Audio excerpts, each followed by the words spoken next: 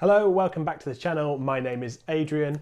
Today we are doing a book review and this is going to be for Traitor'S Blade. This is the first book in the Greatcoats series by Sebastian de Castell.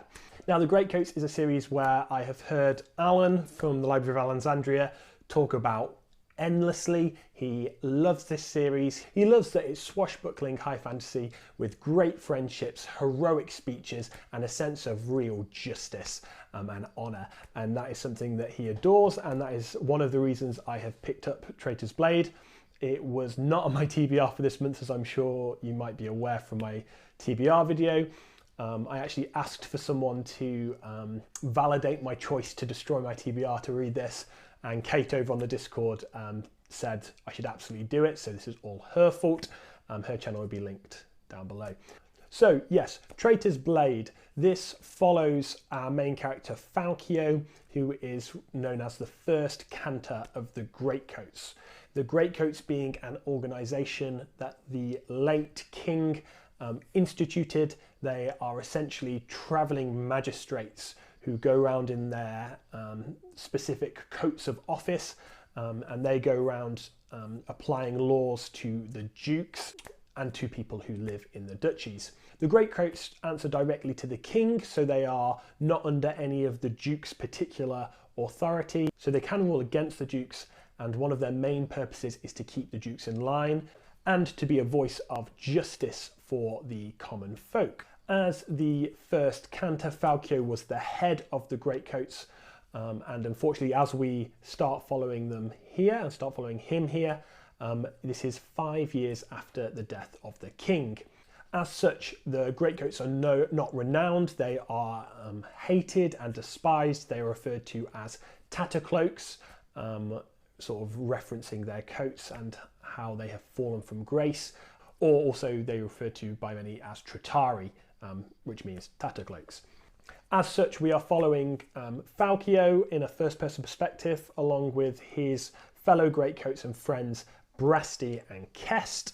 Kest lays claim to being the greatest swordsman in Tristia, which is the world we're in, and Brasti is known as Brasti Goodbow. He is an archer of incredible standards. He is highly, highly competent and just basically think Robin Hood. He is astounding with a bow in hand. In Traitor'S Blade, we follow these three friends as they flee from a death of their employer, where they are worried that they are going to be framed for his murder.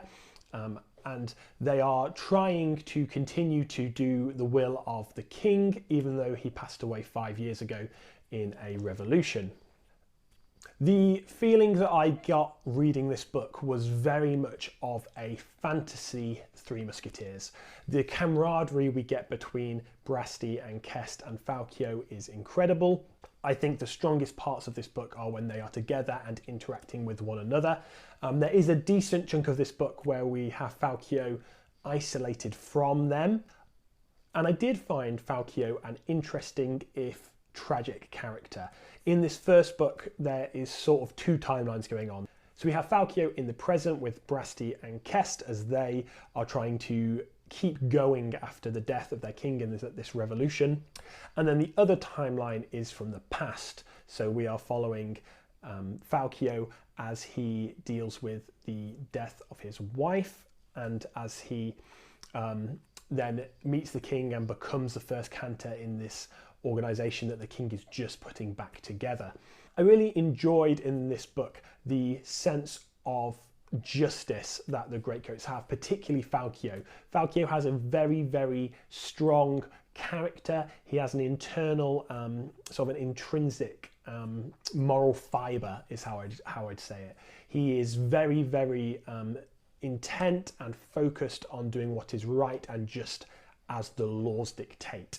And he doesn't really care if that's going to get him into trouble. He is going to do what is right, no matter who that puts him on the wrong side of. And I find that a very appealing character trait for our protagonist to have, particularly one whose head we are in. Alongside that, he has a very interesting voice as a narrator. I think Sebastian de Castell has a very, very strong authorial voice that is fun and is light-hearted, but also tells a good tale. It really feels like you could be sat in a tavern with Falcio as he tells this story, and I find that a really nice style of writing we have. The prose isn't majestic or lyrical or anything specifically, but it does very much feel like we're sat around a fire with a pint of ale and we are being told this story, and it feels like a very comforting read. Even though this is the first time I've read it, it draws you in incredibly well, and I think that's a real positive for this book as well. Now, if like Alan, you are one who adores a good heroic speech, this book has you covered. There are a couple, but there's one in particular I'm thinking of where Falcio just delivers an absolutely wonderful, rousing speech where he calls on the inherent goodness of the people he's speaking to, but also he appeals to their pride. He flatters them a little bit and he uses that to win them round, and it's just an incredibly moving speech. It is a little bit of flattery, but mixed in with that is a real belief in the people that he is there trying to administer justice for. In that speech, he manages to enthuse the crowd incredibly well. He encourages them to do what he thinks is right, and he gives them the fortitude to do what they know is right as well, even if that puts them at risk from the more powerful people around them, even if that puts them in danger from their duke. He manages to urge them to do what is right in that situation, and the way he does that is in one of the best speeches I have seen in fantasy. So at times this book could be a little bit kitsch, with this sort of swashbuckling Three Musketeers style vibe to it. It's not super dark and gritty. There are some scenes of relatively graphic violence, but it's always got a more light-hearted tone and spin on it. It's not exploring the depths and horror of the human condition. It definitely is a more swashbuckling, exciting adventure. If that's what you're looking for, this book is a really good introduction to it. There is a very odd scene, which if you've heard anyone talk about this book, you'll probably hear them talk about 2/3 of the way through. It's just very strange. Yeah, I don't want to go too much into spoilers, but there is a character that we meet for the first time and then they do something very dubious, but it's not spoken about like it's dubious, and I think that's a bit of a misstep on Castell's part. If, however, you can overlook that, I think the book as a whole is certainly worth a read if you want some of this fun, fast-paced, swashbuckling adventure. I think the friendship that we see between Kest, Brasti and Falcio is really, really well written. It feels very real, but also just very enjoyable.